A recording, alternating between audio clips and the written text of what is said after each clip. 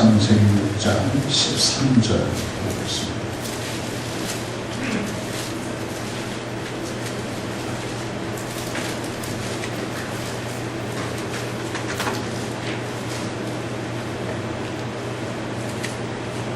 하나님이 노아에게 이르시되 모든 혈육 있는 자의 부악함이 땅에 가득하므로 그 끝날이 앞에 이르러서 미래가 그들을 땅과 함께 멸하리라.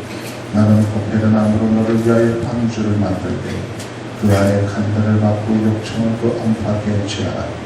내가 만들 방주는 이러하니 그 길이는 300규빗, 너비는 50규빗, 높이는 30규빗이라. 거기에 창을 내되 위에서부터 한 규빗에 내고 그 문은 옆으로 내고 상중하 3층으로 받치리라. 내가 홍수를 땅에 일으켜 무릇 생명의 기운이 있는 모든 육체를 천하에서 멸절하리니 땅에 있는 것들이 다 죽으리라.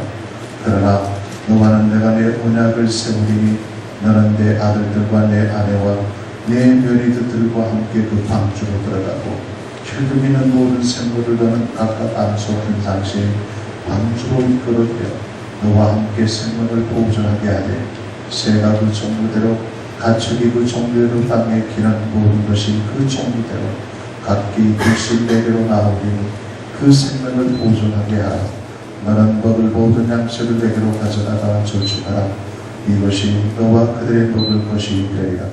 노아가 그와 같이 하여 하나님이 자기에게 명하신 대로 다 준행하였더라. 아멘. 창세기 1장에는 놀라운 천지창조에 대한 기사를 기록하고 있습니다. 하나님이 말씀하신 대로 이 세상에 채워져야 할 것들이 채워지고 아름다운 지구의 모양이 갖춰지게 됩니다.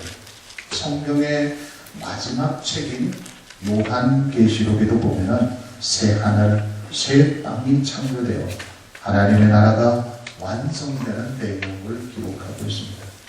하나님의 천지 창조와 마지막 새 창조 사이의 인간의 역사가 펼쳐지고 있습니다. 우리는 바로 새로운 창조를 기다리는 사람들입니다. 그런데 하나님께서 이러한 시대에 새로운 하나님의 창조 역사를 펼쳐나가시기 위하여 하나님이 기뻐하시는 순종의 사람들을 찾고 계신다는 사실입니다.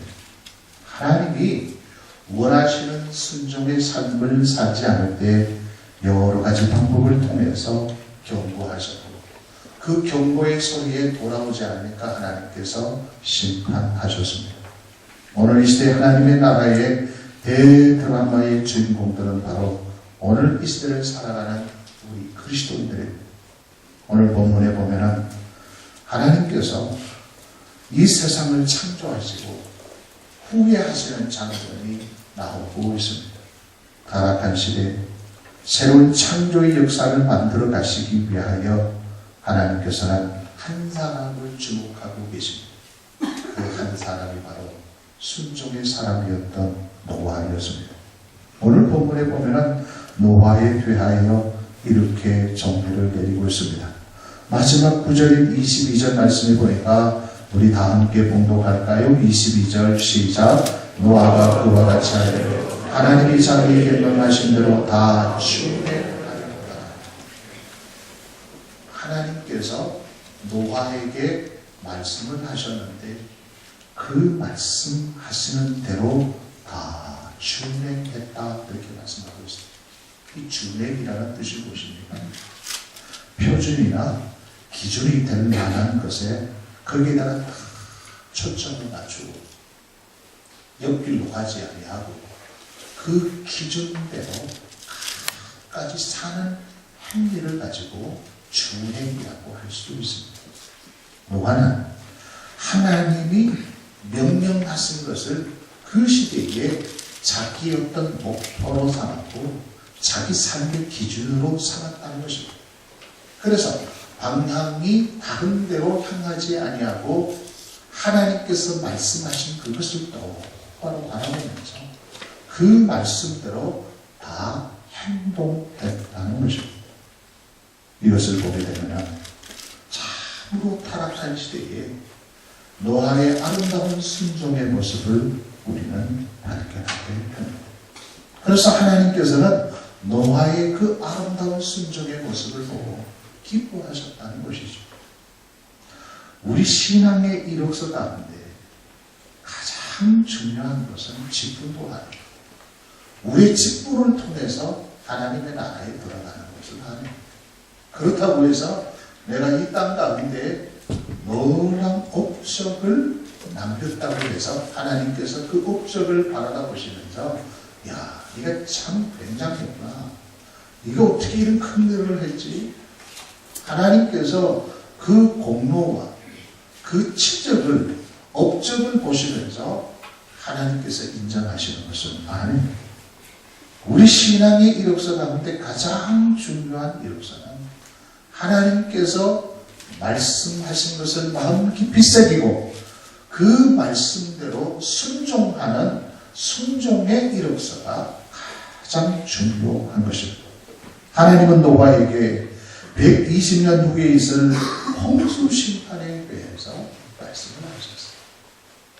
1년도 아니고 2년도 아니고 10년, 20년도 아닌 120년 후에 일어날 홍수 사건에 대해서 하나님께서 말씀을 해주셨습니다. 그런데 노아는 그 말씀을 듣는 순간에 120년 후에 일어날 그 홍수가 눈으로 보였다는 것입니다. 우리가 신앙생활 하면서 천국이 늘 그려져야 돼요. 예수만 생각하면 그 예수 그리스도가 나를 위해서 이 땅 가운데 오시는 그 장엄한 모습, 진짜 왕의 모습을 우리가 상상하고 예수님과 더불어 하나님 나라에서 왕노릇하는 것을 우리가 상상할 수 있어야 하는 것입니다. 사실 120년 후에 지어질 이 방주는 통통배가 아닙니다. 그냥 몇 사람 타고 갈 그런 배가 아닌 것이죠. 농구장 27곳을 더한 것과 같고 축구장 3개의 크기와 같은 어마어마한 크기의 배입니다. 지금처럼 조선기술이 발달되지 않은 고대 사회에서 이러한 엄청난 규모의 배를 만든다는 것은 결코 쉬운 일이 아닙니다. 120년 동안 방주를 짓기 위하여 모든 정성을 다 그것에 쏟아부은 것입니다. 다른 어떤 것에 마음을 줄 수 있는 그런 여유로움이 없었습니다. 지휘 생활을 할 수 있었던 것 또한 아니었습니다. 오직 노아는 방주를 짓는 일에만 올인했다는 사실입니다. 이런 이해할 수 없는 노아의 모습을 보고 주변에 있는 사람들이 뭐라고 했을까요? 아마도 바보라고 하지 않았을까요? 배의 용도는 무리에 띄우기 위함, 항해하기 위함이죠. 그런데 비도 오지 않고 배도 엄청나게 큰 것을 수년 동안 만들어보고 생각을 한번 해보십시오. 요즘 같으면 세상에 이런 일이라는 프로그램에 첫 번째로 등장했을 것입니다. 바다와 강력도 아닌 그냥 평범한 산 중턱에서 커다란 배를 만들고 있는 노아의 모습은 정상적이라고 할 수 없는 것입니다. 우리가 하나님을 기쁘시게 해드리는 순종의 삶을 살기 위해서는 이런 영적인 고집스러운 부분이 있어야 된다는 것입니다. 한 가지 목표를 정하고 한 가지 기준을 정했다면 그것이 하나님에게 내게 준 생명의 말씀이라고 한다면 우리는 그것을 바라보면서 집중하면서 순종의 삶을 살아야 한다는 것이죠. 그런데 하나님이 기뻐하시는 순종의 삶을 내가 살겠다고 결단하고 다짐을 한다고 해서 되는 것은 아니고 순종의 삶을 살려고 한다면 여러 가지 크고 작은 방해의 요소가 반드시 나타나게 되어 있습니다. 오늘 본문을 통해서 노아에게는 아마도 한 4가지 정도 방해 요소가 있을 것입니다. 하나님의 말씀이 내 삶의 기준으로 정하고 하나님의 말씀을 내 삶의 목표로 정했지만은 그 말씀대로 사는 순종의 삶을 사는 데 있어서는 방해 요소가 있다는 것입니다. 첫 번째 방해 요소는 무엇일까요? 사람들이어서 부정적인 반응을 보이는 조롱의 소리였습니다. 노아 시대를 살았던 사람들은 대표적인 세 가지 특징이 있었습니다. 오늘 본문 전체를 읽어야 되지만은 2절 말씀에 보면은 이런 내용의 말씀이 있습니다. 2절 말씀을 한번 볼까요? 2절 말씀 다 같이 봉독하겠습니다. 시작. 하나님의 아들들이 사람의 딸들의 아름다움을 보고 자기들이 좋아하는 모든 자로 아내를 삼는지라. 여기 보면은 하나님의 아들들, 그 당시 아벨과 셋 후손, 경건한 하나님의 후손들을 말하는 것이죠. 믿음의 전통을 따라서 하나님을 공경했던 신자들을 가르칩니다. 그리고 사람의 딸들이라는 것은 가인의 불신앙의 전통을 따라 하나님을 공경하지 않았던 불신자들의 딸들을 말하는 것이죠. 하나님을 공경하는 그리스도인들은 눈에 보이는 육체보다는 성령을 쫓아 따르는 사람이 되어야 합니다. 그러나 하나님을 공경하지 않는 불신자들은 성령의 이끄심보다는 아예 성령의 인식, 성령의 감정을 느끼지 못하기 때문에 그들은 늘 본능적으로 육체적인 감각을 따라서 살게 되어 있습니다. 그런데 노아 시대의 사람들은 무엇을 좋아했는가 하면 육신을 좋아했다는 것입니다. 어떤 영적인 것을 좋아하는 것이 아니라 육신적인 어떤 느끼고 보고 감각, 느끼고 쾌락, 육체적인 쾌락을 즐기는 것을 가치로 생각을 했다는 것입니다. 노아 시대의 사람들은 노아를 제외하고는 모든 사람들이 딸들 중 육체를 쫓아서 따랐을 뿐만 아니라 아예 육체가 되어버리고 말았던 것입니다. 그들이 육신이 되리라. 그렇게 성경은 우리에게 말씀하고 있습니다. 육체적인 사람이 되었다는 것입니다. 경건한 하나님의 자녀들이 세상 사람들과 똑같이 육신을 좋아하는 자들이 되었다는 그런 뜻이죠. 육신의 가치를 쫓아 살아가게 되었다는 것입니다. 이것은 믿음의 가치를 저버리고 눈에 보이는 인간적인 가치를 가지고 살아갔다는 것입니다. 사람들은 자신의 가치 생각에서 벗어나게 되면 어김없이 돌을 던지게 되는 것이죠. 노아는 육신을 좋아하는 삶, 육신의 가치를 두면서 살아갔던 것이 아니라 하나님의 말씀의 가치를 두면서 살아갔다는 것입니다. 그 다음에 그 당시 두 번째 특징이 어떤 특징을 가지고 있습니까? 악한 생각을 좋아했다는 것입니다. 5절 하반절 말씀에 보면 그의 마음으로 생각하는 모든 계획이 항상 악한 불의인 것이고 이렇게 말씀을 하고 있습니다. 노아 시대의 사람들은 악한 생각을 늘 좋아했다는 것입니다. 사람에게 있어서 중요한 것은 외모보다 마음의 생각입니다. 하나님은 우리의 외모를 보시지 않고 우리의 마음을 보신다고 성경은 우리에게 반복적으로 말씀하고 있지 않습니까? 신명기 8장 2절에 보니까 너를 시험하사 내 마음이 어떠한지 알려 하시니라. 하나님은 우리를 시험하셔서 우리의 마음이 어떠한 걸 알고자 하신다는 것입니다. 예레미야 18장 10절 말씀에 보면 나 여호와는 심장을 살피고 폐골을 시험하고 그렇게 말씀하셔요. 하나님은 항상 우리의 심장, 우리의 마음, 우리의 마음속에 무슨 생각을 갖고 있는가, 무슨 동기를 가지고 있는가 이걸 늘 보신다는 거죠. 이사야 19장 13절 말씀을 보면 이 백성이 입으로는 나를 가까이하여 입술로는 나를 존경하나 그 마음은 내게서 멀리 떠났도다. 행동으로는 하나님 앞에 나와서 예배하고 하나님을 사랑한다고 그렇게 말을 하지만 마음은 이미 멀어졌다는 것입니다. 사람에게 있어서 가장 중요한 것은 마음입니다. 마음이 멀어지면 멀어지게 되죠. 멀어집니다. 그러나 어떤 환경 속에 있든지 간에 우리의 마음을 지켜내면 다 지켜낼 수 있어요. 그런데 노아 시대의 사람들은 마음이 타락했기 때문에 늘 생각하는 것을 악한 것을 생각을 했다는 것입니다. 그것을 오히려 즐기고 그것을 사랑했다는 것입니다. 그리고 세 번째, 이 노아 시대 때 사람들은 부패한 행동을 좋아했습니다. 12절 말씀을 한번 볼까요? 12절 말씀 다 같이 봉독하겠습니다. 시작. 하나님이 보신즉 땅이 부패하였으니 이는 땅에서 모든 혈육 있는 자의 행위가 부패함이었더라. 부패함이라는 것은 타락함을 말하는 것이죠.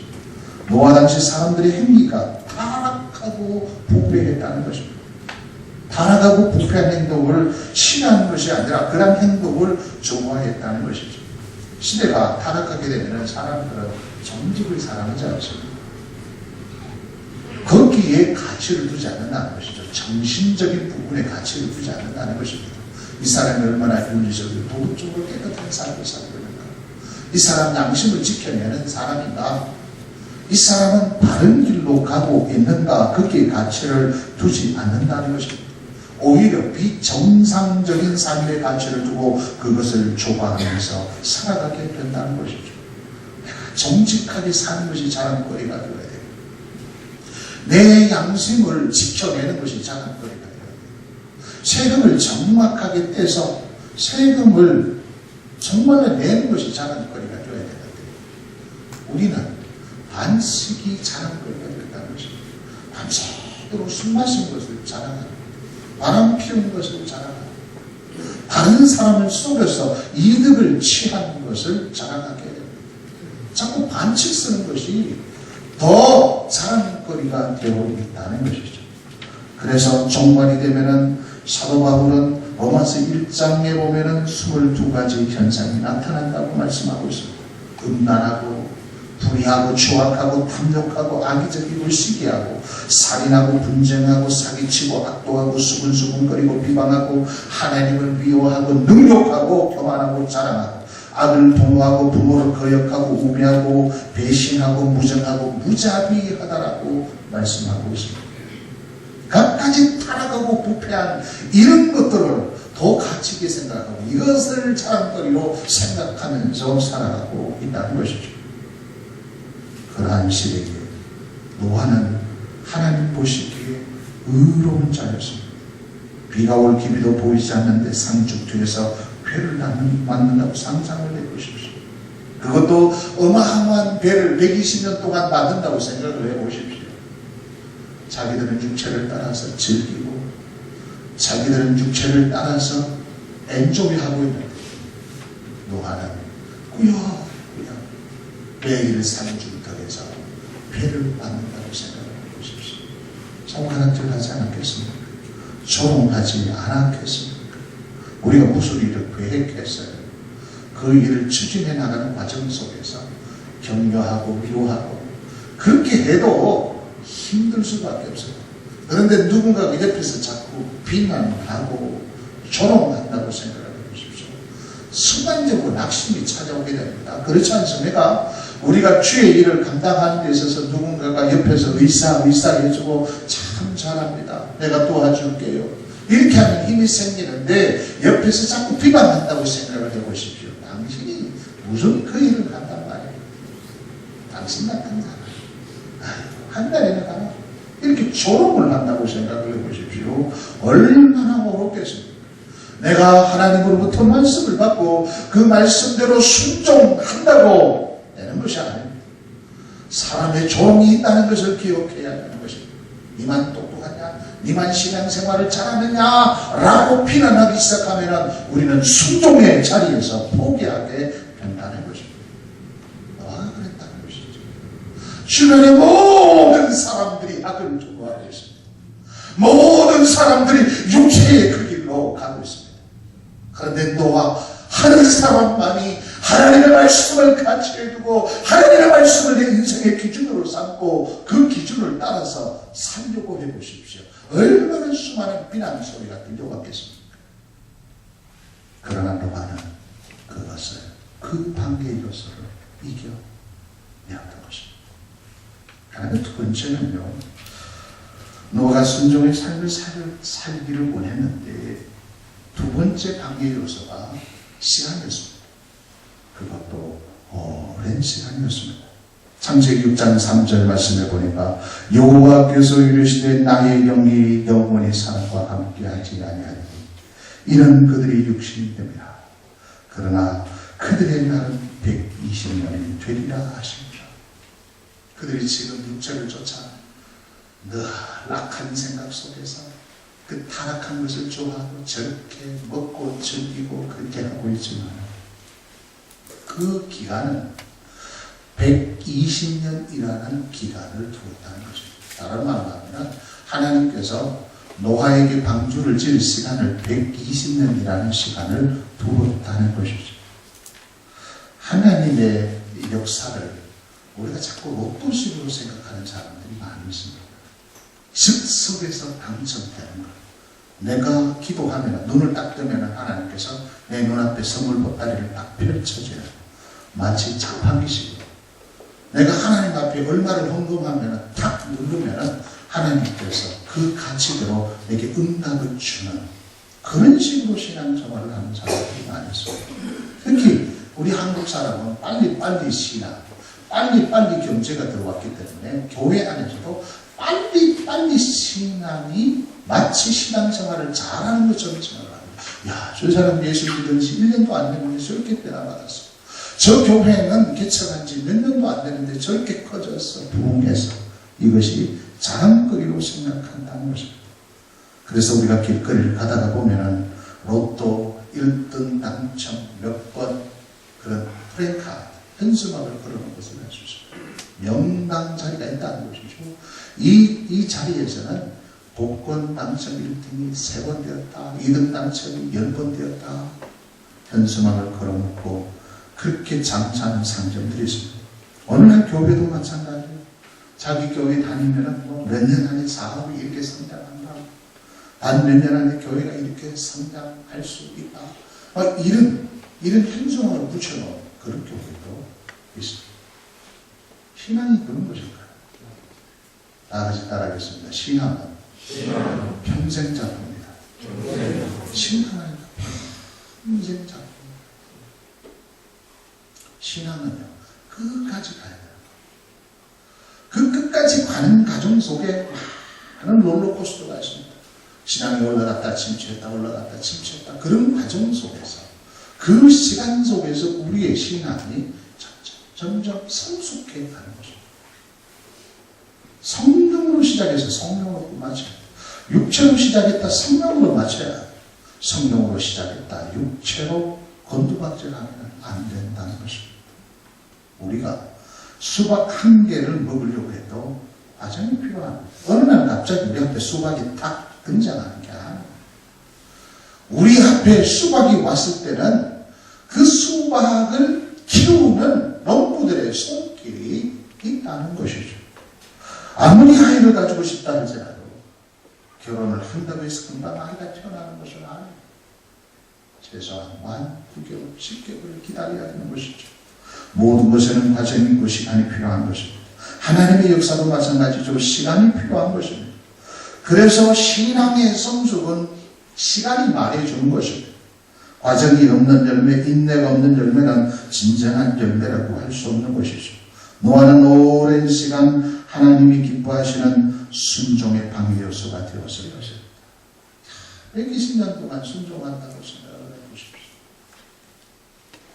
120년 동안 순종한다고 생각을 해보십시오. 변함없이 그 하나님의 말씀을 붙잡고 하나님께서 120년 후에 홍수 심판으로 심판하신다고 말씀하셨다. 하나님께서 말씀하셨다. 1년이 지나고 10년이 지나고 20년이 지나고 30년이 지나고 아무 현상이 나타나잖아. 여전히 하늘은 쨍쨍하게 햇빛을 비추고 있습니다. 홍수의 조짐이 보이지 않습니다. 물론 비가 와도 억수 같은 수확되마다 또 멈춰버립니다. 그런 과정 속에서 이 노아는 인내하면서 또 기다리면서 그 시간 속에서 하나님의 말씀을 기억하면서 그렇게 순종했다는 사실.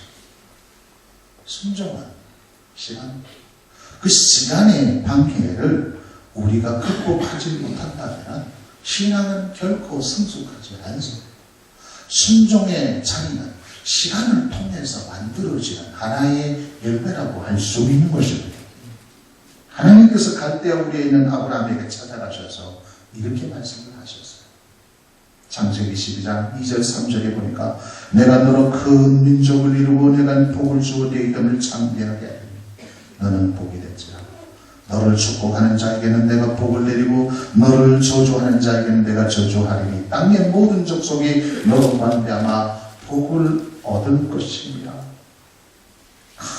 큰 민족에 대한 약속을 하셨어요. 그런데 안타깝게도 아브라함은 자기 때의 큰 민족을 보지 못했습니다. 큰 민족에 대한 약속을 하고 난 뒤에 첫 번째 아들이 나타나는 시간 25년이라는 시간이 걸렸어요. 75세 때에 하나님으로부터 이 말씀을 받았습니다. 그리고 25년이라는 세월이 흘러서 아브라함이 100세 때에 아들 이삭을 얻었습니다. 이 아브라함이 중간에 시간의 이 방해 요소를 극복하지 못해가지고 중간에 한번 반칙을 사용하지 않습니까? 자기 아내 사라의 몸속 하가를 통해서 이스마엘을 낳게 되죠. 지금 중동에 지금 이 충돌은 바로 이 이스마엘, 이 반칙, 아브라함의 불순종으로 생긴 열매입니다. 불순종으로 생겨난 저주라고 할 수 있는 것이죠. 지금도 끊임없이 분쟁이 일어나고 있지 않습니까?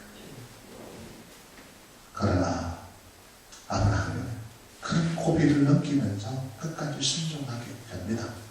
그래서 25년이 지난 어느 날 하나님께서 아브라함에게 찾아가 주셔서 이삭이라는 첫 열매를 주시게 되죠. 그렇다고 해서 아브라함이 큰 민족을 자기 눈으로 본 것이 아닙니다. 그리고 난 뒤 몇 년이라는 세월이 지났을까요? 500년이라는 세월이 지나게 됩니다.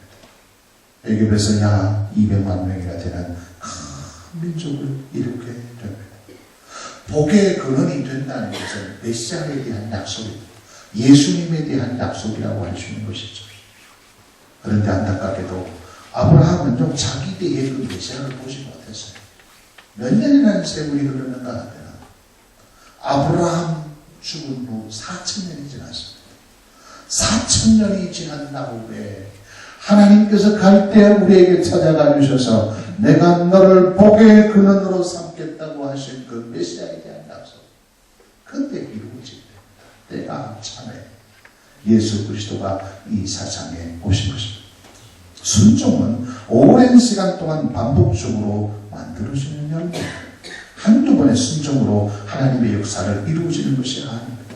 하나님이 기뻐하시는 순종은 이 모양 저 모양, 이 사건 이런 사건, 크고 작은 사건, 이런 상황 저런 상황, 이런 사람 저런 사람, 그런 환경 속에서도 특히 그 시간 속에서 진짜 참 더디구나 하는 그런 상황 속에서 순종을 하는 그런 사람을 하나님께서 기뻐하신다는 사실.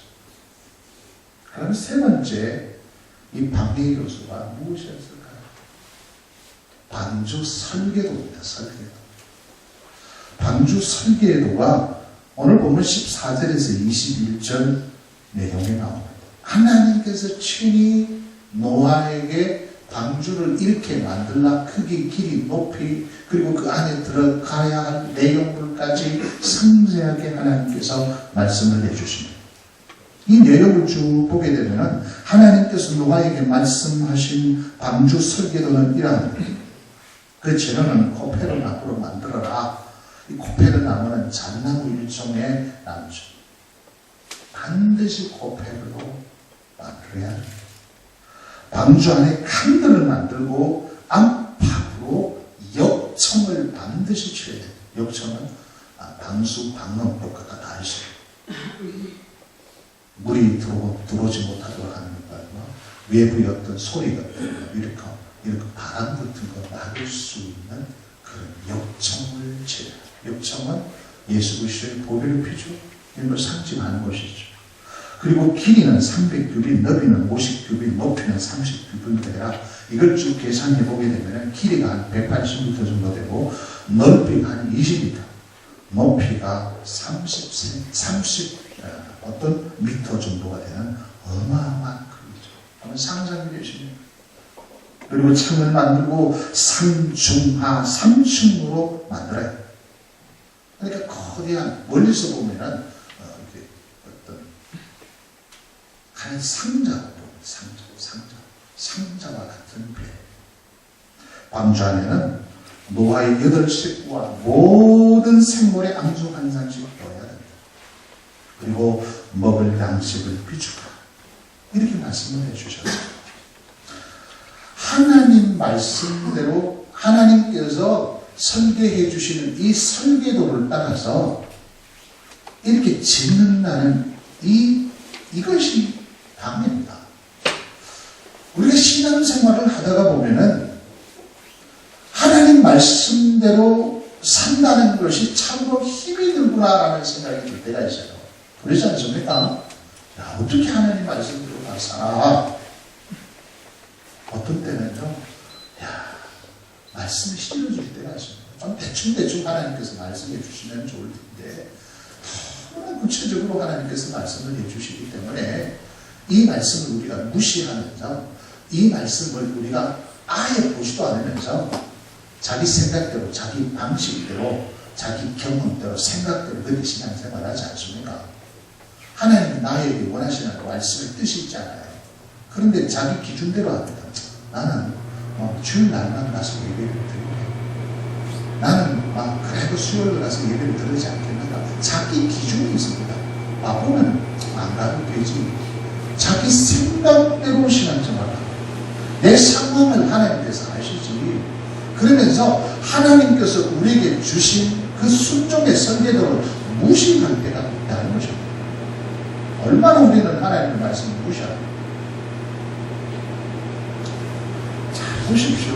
하나님께서 노아에게 말씀해 주신 이 설계도, 그리고 그 안에 채워질 암수 한 상씩의 짐승들, 그리고 공중에 나는 새들, 그런 것까지 다 채우려고 한번 해보십시오. 여러분 상상이 되십니까?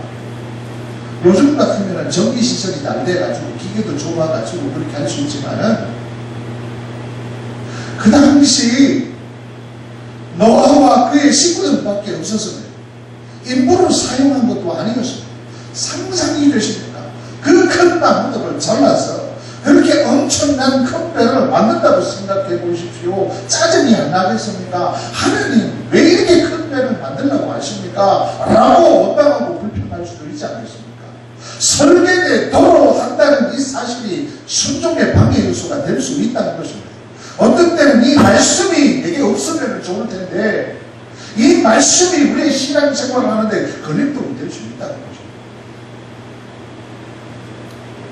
하나님이 기뻐하시는 순종을 내 생각대로, 내 방법대로 항상 힘들더라도, 그렇더라도 이 말씀이 내게 걸림돌이 되더라도 이 말씀을 곱씹으면서 하나님 힘들지 마라. 지금 상황 속에서 이 말씀대로 내가 산다는 것은 힘이 들지만 용서한다는 그 자체가 내게 용납되지 않지만 사랑해야 한다는 이 말씀이 내게 너무 힘이 들지만 하나님께서 내게 말씀하시는 음성이기에 나는 이 말씀대로 순종하겠습니다. 이 설계대로 내 신앙을 세워나가겠습니다라는 이런 결단이 있어야만이 하나님이 기뻐하시는 순종의 사람이 될 수 있다는 것입니다. 여러분의 기준, 여러분 생각대로 신앙생활하면 하나님이 기뻐하시지 않는다는 것입니다. 하나님이 말씀하시는 대로 하나님께서 말씀하시는 그 영적인 설계대로 우리의 신앙이 완성되어져야 한다는 것입니다. 이해가 되십니까? 이해가 되시면 아멘 하시길 바랍니다. 그리고 마지막 네 번째 관계 요소가 무엇입니까? 아마 가장 가까이졌던 신비였을 것입니다. 한번 생각을 해봤습니다. 모든 사람이 타락의 길을 가고 있었어요. 하나님에 대해서 전혀 관심이 없었어요. 어떤 창조과학자는 그 당시 인구가 최소 10억에서 1억 정도는 살았을 것이라고 해석을 하고 있습니다. 왜냐하면 그 당시의 사람들은 최소한 수백 년, 보통 900살까지 이렇게 살았습니다. 성경에 보면은 900살까지 나았다라는 내용이 나와요. 거기 보면은 대표적인 인물만 한 사람이 나오지 900살까지 아이를 낳았다고 생각을 해보십시오.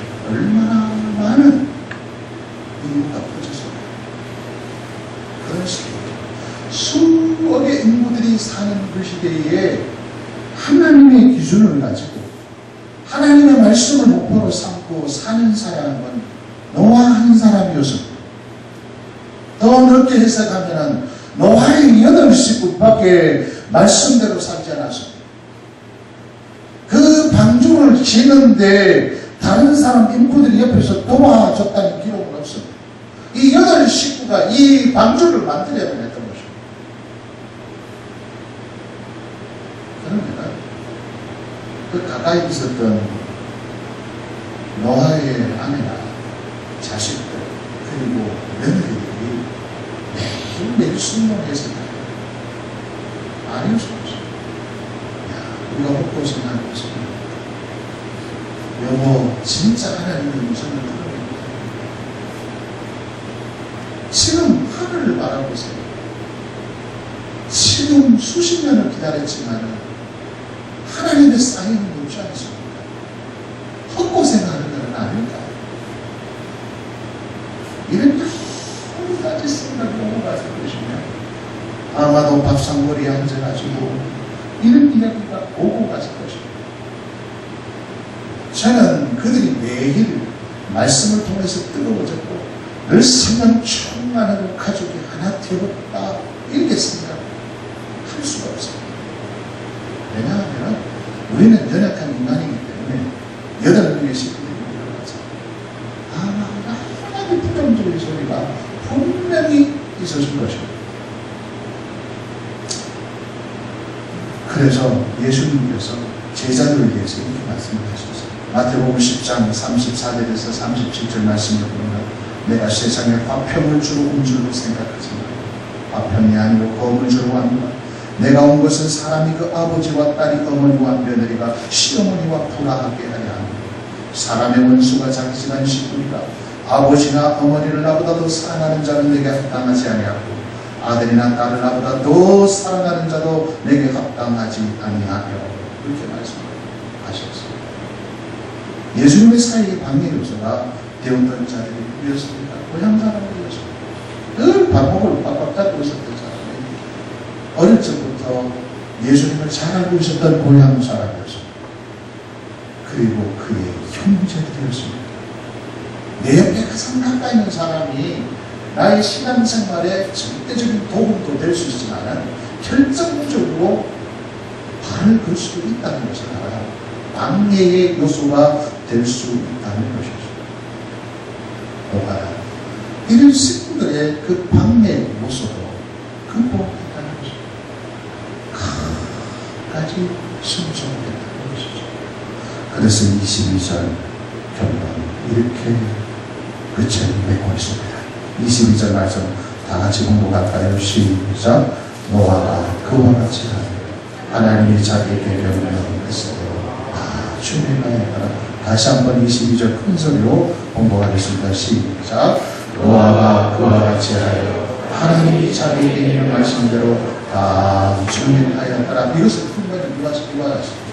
이런 4가지 방해 요소가 있었음에도 불구하고 노아는 하나님이 자기에게 명령하신 대로 그 목표를 삼고 기준을 삼고 끝까지 그것을 추진해 나갔더라. 이런 때문인 것입니다. 창세기 7장 5절 말씀을 한번 볼까요? 5절 말씀. 자, 다같이 공부합시다. 시작. 노아가 여호와께서 자기에게 명하신 대로 다 준행하였더라. 사랑하는 성도님, 우리가 하나님이 기뻐하시는 순종의 삶을 살아가는데 방해의 요소가 이쪽에서 나타날 수가 있습니다. 사람들의 시선, 사람들의 부정적인 소리, 저런 소리 같은 요소로 시간이 금방 꿀꿀되지 않을 수도 있어요. 내가 진짜 최선을 다해서 순종해. 내가 하나님의 말씀을 따라 순종해야 그 응답의 시간이 길어질 수도 있다는 거죠. 말씀대로 산다는 자체가 방해의 요소가 될 수 있습니다. 꼭 이렇게까지 내가 살아야 하는 내가 이 말씀대로 내가 꼭 살아야 되는가? 하나님의 설계대로 내가 해야 되는가? 하는 이런 방해의 요소가 찾아볼 수도 있습니다. 그리고 가장 가까이 있는 사람들이 나의 발목을 자극되고 있습니다. 그러나 이러한 방해 요소들을 하나둘 극복하며 순종의 자리로 나갈 때 하나님이 기뻐하시는 순종의 사람이 될 것입니다. 기도하겠습니다. 하나님 아버지, 새해 네 번째 주일을 허락하셔서 오늘은 하나님이 기뻐하시는